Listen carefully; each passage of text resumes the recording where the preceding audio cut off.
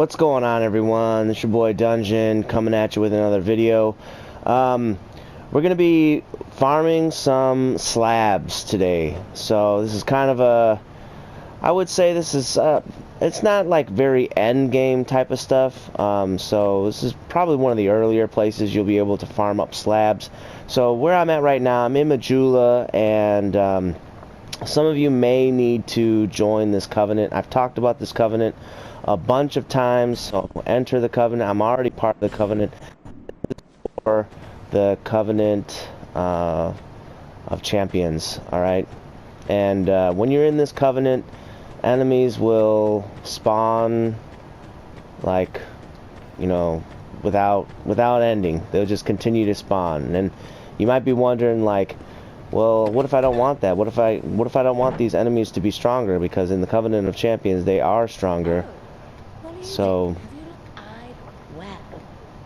you can come over here and abandon the covenant.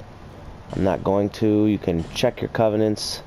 So right now, see that little emblem? It says Covenant of Champions. So while you're in the company of champions, those enemies, all enemies will spawn endlessly. They'll be more powerful. They'll drop a little more souls. So just a bunch of stuff. So we're gonna go to the farming spot. That is going to be the first bonfire in Drangleic Castle. So we're gonna go there right now. I'll see you guys in a moment. Alright, you guys, so I'm here at Drangleic, and we're about to start this slab farm. But first, I'm gonna show you guys what I have. I've got the Jester's Cap, Prisoner's Tatters, Watch Dragon, Parma, and Gold Serpent Ring +2 to increase my item discovery. And for increasing the amount of souls that I get, I've got the Silver Serpent Ring +2 and the Jester's Gloves. You know, you can have the Sedora equipment to increase souls as well if you want. But I am going to just kind of do that. I've got a bandit axe that's a magic bandit axe, and I'm going to put the great magic weapon spell on it so that it does a little bit more damage.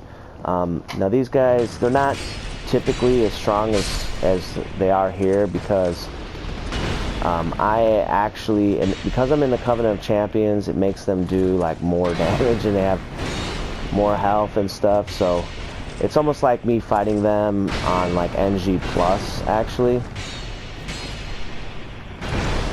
So you don't have to do the Covenant of Champions. If you do, though, there's a couple benefits aside from possibly getting more souls from these creatures. The other benefit is that those creatures could actually drop all stones, which is pretty good.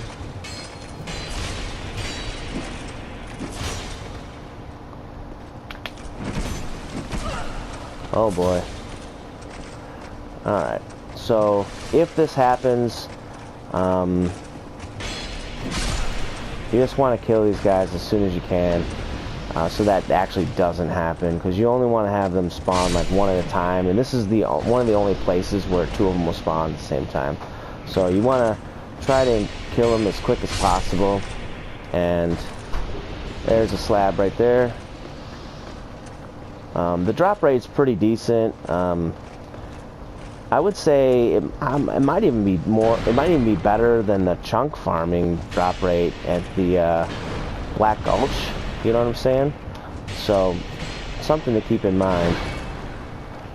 Now, as far as the chunk farm for Doors of Pharos, look, I know that it's a very low drop rate, but you can still get chunks. I assure you can get chunks. I know someone was saying like, hey, I'm not really getting any chunks here, and you can. I assure you can. The rate's kind of low, but here for this farm, the rate is actually pretty darn good for. Oh goodness.